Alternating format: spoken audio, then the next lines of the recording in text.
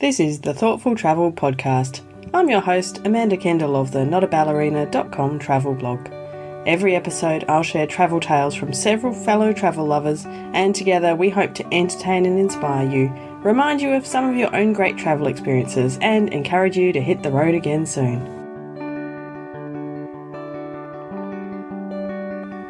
Hello and welcome to episode 75 of the Thoughtful Travel Podcast.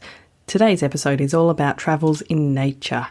Knowing that I was about to sit down and put this episode together, I went into the Thoughtful Travellers Facebook group and I asked if you were to head somewhere with maximum natural beauty, where in the world would that be? And of course I did it, at the very last minute, my usual strategy on these things, as in I'm not super organised. And I thought, I might get a few interesting answers that I can include when I record the podcast, and I've got screens and screens of them. So I'm going to just whiz through some highlights of the amazing answers that people came up with for where are the most, naturally beautiful places in the world. The first one to jump in was Linda, who mentioned the Australian rainforest. And there should be more votes for Australia, but I think that's the only one. The Himalayas got a few votes. Jeremy and Joe Duggan have just come back from there. They were featured in last week's episode, in fact, but pre-Himalayan trip. The Lofoten Islands in Norway, French Polynesia, that's both those suggestions from Leslie, who has fantastic ideas and amazing experiences. The Yukon, Alaska, several votes for Alaska, a place I really have to get to. More votes for the Himalayas, more and more everywhere. The Lake District in England, I need to get back to England and explore more of that. I have been along the southwest coast hiking, and that was stunning. Like someone else said in the group, I don't naturally think of England as a place full of natural beauty, but it is amazing. Switzerland as well. More votes for Alaska. Lake Tahoe, which is a beautiful spot and somewhere I'd also forgotten about. Leah Smoleski, who's been on the podcast a couple of times, suggested, which she couldn't choose, maybe Canada, Patagonia, Antarctica, Iceland, all pretty pricey places to explore, but very, very, very beautiful.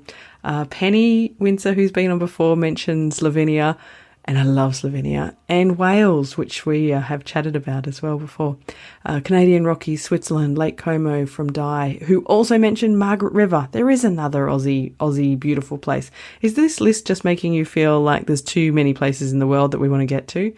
I think so. More votes for Patagonia, more votes for Alaska, and so on. So many beautiful places in the world. Now, one of the people who responded reminds me that it's something else I have to tell you about. Pam Lynch mentioned the Himalayas would be a great natural spot to go, and she's been there twice. And Pam is actually my guest speaker coming up at a very, very special event if you happen to be living in Perth, Western Australia. Now, I know that not many people in the world live in or near Perth, Western Australia, but I live here. And so we're having a Thoughtful Travellers meetup in person. We're getting together. There's tickets available now. I'll leave the link in the show notes, or they're in the Thoughtful Travellers Facebook group as well. We're going to have me speaking about some of the reasons we have to travel that are backed by research. In other words, these are some really good excuses we get to go travelling. Pam's going to speak about the Himalayas. We're going to have some fun and games, and we're going to have just lots of travel-y kind of people all meeting up together. So I'm so excited about that. I apologise if you're not in Perth and you wish you could come. And, nobody is nearby Perth. It's not like you can just, hop on a plane for the night because it's, miles away from everywhere. But, but maybe in the future I'll be able to hold some in other places in the world that I'm visiting. So, yes, if you're in Perth, please come along to the Thoughtful Travellers meetup. I can't wait. Now, back to nature and the Travels in Nature episode. Now, my first guest is Luke Mackin, and he is pretty good with nature. You might remember from a previous episode, he lives in rural Sumatra, and this story about nature does take place in rural Sumatra. I have a lot of experience in nature. Yeah, I guess one time, probably my most primeval experience with nature was a time. So I was walking in the woods with some friends, and we're walking on this kind of ridge trail up at the top of this mountain here in Sumatra. Okay. And it's nighttime. So we'll do this sometimes, go up and, try to spot wildlife like slow lorises and, owls and giant flying squirrels and things like that, civets. So this one time we're walking and I'm kind of leading the pack a little bit, and I shine the flashlight to my left, the torch, I should say. Oh, thank you. Very nice. Yes, yes, we welcome. do say torch. Trying to be contextual. And I see this pair of eyes shining back at me, and it's low to the ground, but really wide apart. And so I know this is a big animal, but it seems like it's crouched down. And just instantly when I saw it, I knew like that's a tiger. And this just like primeval feeling of fear and just like jumps up and like grips your heart. And you just like it just takes your breath away. I bet. And just frozen, we freeze, and I'm like, whoa, there's a tiger, like, and everyone like stops dead, and we just start to back away. So, you're never supposed to turn your back on a tiger. So you keep looking at it and just slowly back away. Okay. And it watched us for a little bit, and then just sauntered off, like really nonchalant, like, wow. I don't care about these people. But for us, we're all just like, what just happened? Oh my gosh. That was quite an experience. I wish it had been close enough. Well, no, I'm not sure if I wish that, but I only saw the eyes. There's nothing else it could be. It's possible that it was a clouded leopard, but I think it was too big for that. Okay. And there is a known tiger that's up in that spot. And it's, it would be in that spot kind of waiting to ambush a deer on that ridge trail. But yeah, I wish I saw the body or like was able to photograph it or something. Yeah, that still is my dream someday. Hopefully I'm not eaten shortly after that. But that's the thing, isn't it? Yes. Yeah. You got to be careful. Oh my goodness. Yes. But that was a real primeval feeling of just like nature. It's proper being in the wild when you're face to face with a tiger. Yeah, I think I get that kind of that feeling too. Just in the morning in the rainforest when you hear the siamang gibbons calling. They always start around 8 o'clock or something in the morning, kind of like by clockwork, and just the sound of them. Whoop, whoop, it just sounds. Yeah, it just takes you back to another time almost, and with the mist in the mountains and stuff. I love that. That's my favorite. Oh, that's favorite sound. It's beautiful. Yeah. Can you tell me a bit about some of the tours that you run or that you're involved with? Sure. So like I said, we're in this really rural part of Sumatra. We're in this highland valley in the Bukit Barisan mountain range.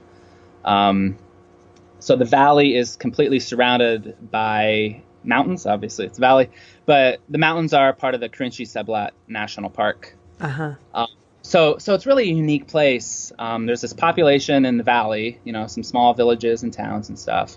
But 360 degrees around us is the largest national park in Sumatra. One of the largest in all of Southeast Asia, actually. 14,000 square kilometers. Wow. It's giant. Yeah. And yeah, so I've been trying to develop tourism here over the last number of years, because before there's very little. The highest volcano in Southeast Asia is here. So before, like most people, if they come, which is not very many compared to Bali, but even like North Sumatra, Bukit Lawang, there's just very, very few that come down this far. So there was some there, but I've been trying to develop it in different parts and more community-based, with helping the village leaders and, community leaders and stuff kind of have a lot of ownership and kind of decide how things develop. And excellent. So it's mostly just very simple hiking, trekking, camping in the middle of rural Sumatra, rainforest. Well, I don't particularly want to come face to face with a tiger at any stage of my travels, so I'm glad it was Luke and not me. But I would definitely love at some stage to get out there to rural Sumatra and explore it for myself. It sounds amazing. But my next guest today is Samantha Fisher, and her story is a reminder that we actually don't have to get out into, for example, remote Sumatra to experience nature. If we're kind of feeling like we want to, to use that old phrase, commune with nature, there's a lot more chances to do that than we really realise. I tend to, when I'm traveling, regardless of where I am, I sort of gravitate to, the nature that you can find. Like recently in Barcelona, we're walking through the city, through the Gothic Quarter, which was stunning. And there's this wall of this old cathedral, and it's, beautiful. It's like patched with brick. But then the parts that aren't brick are, ancient. But in front of these walls are just these trees, these beautiful, like old, very green and alive trees. And just because some of the trees, for example, in Paris or in Amsterdam are quite a little diseased. They're city trees. They're not all that great. Yeah, I know what you mean. City trees is a good description. And these were city trees, but they were thriving. And wow. And it was beautiful to see. And it was really, and I took the moment to really notice that. And so, and I had just come from a conference that was out in the hills, in the park outside the city. So I was surrounded by nature, but coming back into the city was kind of jarring for me. And so I kind of found myself gravitating like, oh, here's this little park in the corner here, and here are these beautiful trees and that sort of thing. And I always tend to do that, regardless of where I'm at. If I have an extra hour or whatever, I'm like in a park reading or writing or taking pictures. It's one of those things that I think in my travels kind of ebbs and flows, depending on where I've been living or staying or traveling. I'm not per se, like, I would never call myself an outdoorsy person, but I do love nature and I do get a lot from it, which I think is why I tend to gravitate toward, little signs of it within the urban setting. But being in New Zealand is completely different sort of access to nature than anywhere else I've ever traveled or lived. I bet. I can't believe I have been continuously shocked at how clean it is. Oh, wonderful. I mean, you're walking on a trail that sees millions of people every year, and there's not a single trash can, and there's not a single piece of trash. Oh, and wonderful. It's like, well, how does this work? Like, in the States, there's trash cans everywhere, but there's also trash, leading from one trash can to the other. But I can't say the States as a whole, but generally it's speaking. Common, yeah. And so for me, I'm just going, how? And speaking to locals and really kind of getting a feel and all of this stuff, it comes down to respect. The culture in New Zealand, all of the cultures that converge there, have a shared respect for nature. And it is, it's like somehow imbued in all of these travelers. Like, even travelers who, if, they'd litter here in the States, wouldn't litter there. You can't be the only one. Like, when you see that around you, you don't want to be the one person that's kind of, disturbed that pristine landscape. It's there's a lot of pressure, peer pressure almost. Yeah, I think that's definitely part of it, but I think there's also just there's a different outlook there. That's really nice. That's encouraged, and so it's a positive thing. It's maybe less peer pressure thing and more of like a, wow, like everybody else takes care of this and look how it is. Like, I want to be a part of taking care of that almost. Like following the good example kind of thing. And yeah. And just to be a part of, the larger culture that keeps such a well-traveled place so pristine, right. I think. Oh, that sounds amazing. Yeah. And I mean, New Zealand is probably the first place that I actually felt my jaw drop when I was looking out at nature. It was right after my time in Australia. I went and spent 2 weeks in the Fiordland National Park down in the south part of the South Island. Mm-hmm. And I was lucky enough to go on a tour of Doubtful Sound. And not only did my jaw drop, but I literally didn't believe my eyes. I was like, I can't be looking at something real. This cannot possibly, it's painted, surely. Like this is some sort of like leftover backdrop from some movie, and like it can't be real. It can't be real. And it also moved me to tears. Oh, that's which, beautiful. Honestly, I never expected, and I'd never had before, really. I mean, I have seen a million beautiful views, and I have been moved by many of them, but there is something about the nature in New Zealand that is otherworldly, that is magical. And from that first experience with it to all of the experiences I've had since then, it is stunning. It is moving. So, of course, my conversation with Sam wound through urban nature in Barcelona all the way to like real nature in New Zealand. I feel it is very remiss that I have to this day not been to New Zealand. I know you'll be saying, hey, but you're from Australia, it's the neighbour. But to be fair, from Western Australia to New Zealand is a really long way. I can get, all through Asia it's closer and considerably cheaper. But I definitely want to get to New Zealand, and I have a few friends I want to visit there, and I'm very, very keen to experience the amazing New Zealand nature. So I will be there one day, I'm sure of it. Now, my final guests today are Elizabeth and Jeff, who we've chatted with recently before, and they have a great take on nature here. We basically talked about the kid-friendly version of travels in nature, because kids do love to be outside and love to be in nature. And Elizabeth and Jeff had a couple of really great suggestions for places that they've been with their kids and absolutely adored. So I'll let them tell us about it.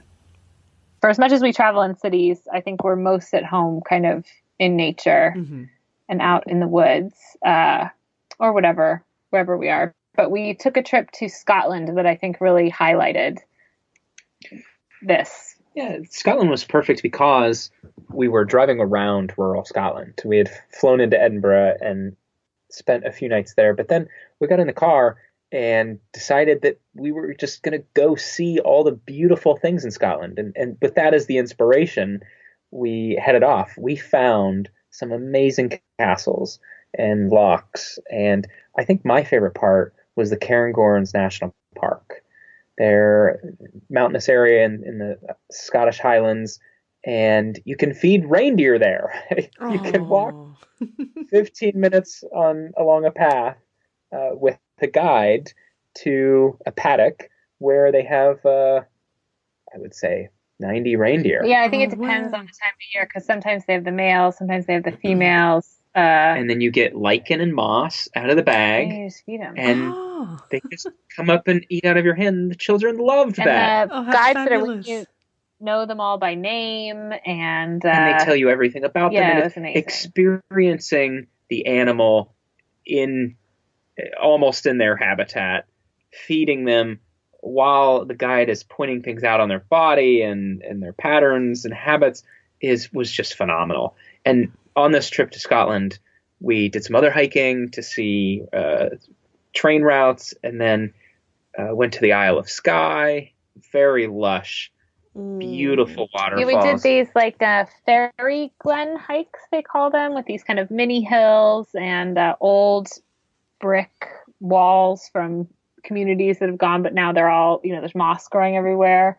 And it was just like pouring rain when we were there, but it was, we were all in our rain stuff and we just headed out into one of these fairy glens, and it was amazing. I mean, the kids were just finding down trees and climbing on them and the root systems. I mean, it was just incredible. We find fairy glens the world over. And I think if anyone's listening and doesn't know what we're talking about, just a quick Google of fairy glen, and you'll see little green, ripply lawn areas, the bases of waterfalls. Lots of mushrooms growing everywhere. I mean, most of the area is natural, but Fairy Glen, wherever you're going. Google Fairy Glen. Oh, yes, I'll have to have a good Google.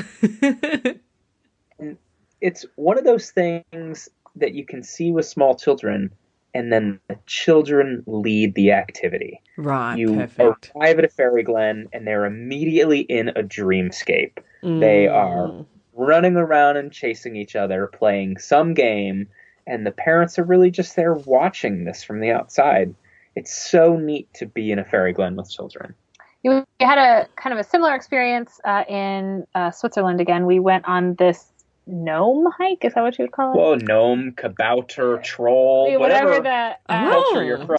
How cool. They have their own, it's called the Muggles. Muggelslut? I don't know. Please, would some Swiss person correct us? Yeah.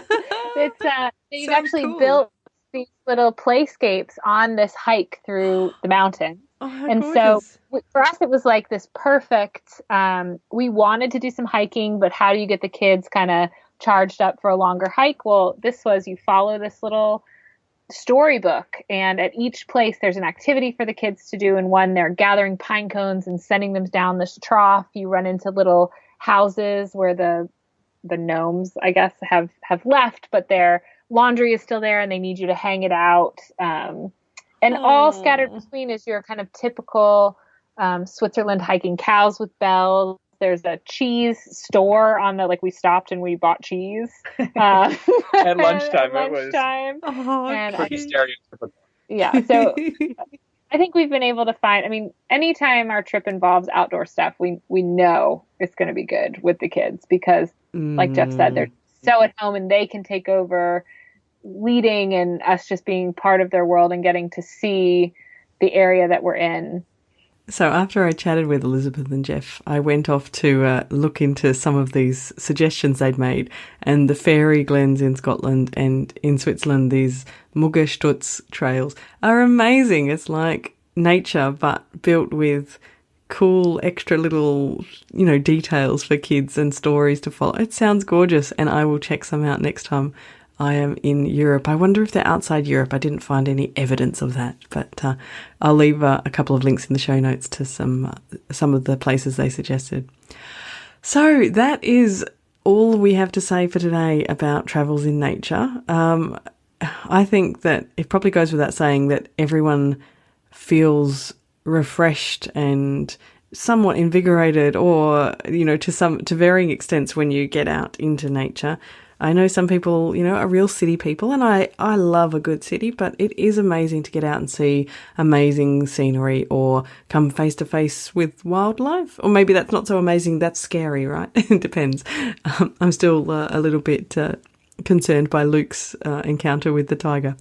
But anyway, if you have some more suggestions on places where you can travel and experience amazing nature, then do hop over to the Thoughtful Travellers Facebook group. We've got a very long discussion going about it already. And I'm always looking for some more suggestions. I don't really know why, because there's not enough time and money in the world to visit all these places, but maybe one day. Anyway, if you want to check out some of our guests, you can find Luke at Wild Sumatra.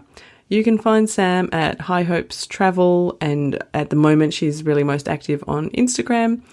And you can find Elizabeth and Jeff's site, Dutch Goose, at Goose. I can't even say it. It's such a cool name, but it's hard to say. Dutchgoose.com. You can also tweet with me on Twitter at Amanda Kendall. Use the hashtag ThoughtfulTravelPod. And don't forget our Facebook group. The show notes, which will include all of this stuff in a much easier to understand format than my stumbly voice, will today be at notaballerina.com/75. Thank you for listening and learning more about travels in nature. This has been another episode of the Thoughtful Travel Podcast. Show notes and other information are at notaballerina.com/podcast. Join me again soon for another chat about why we travel. Bye for now.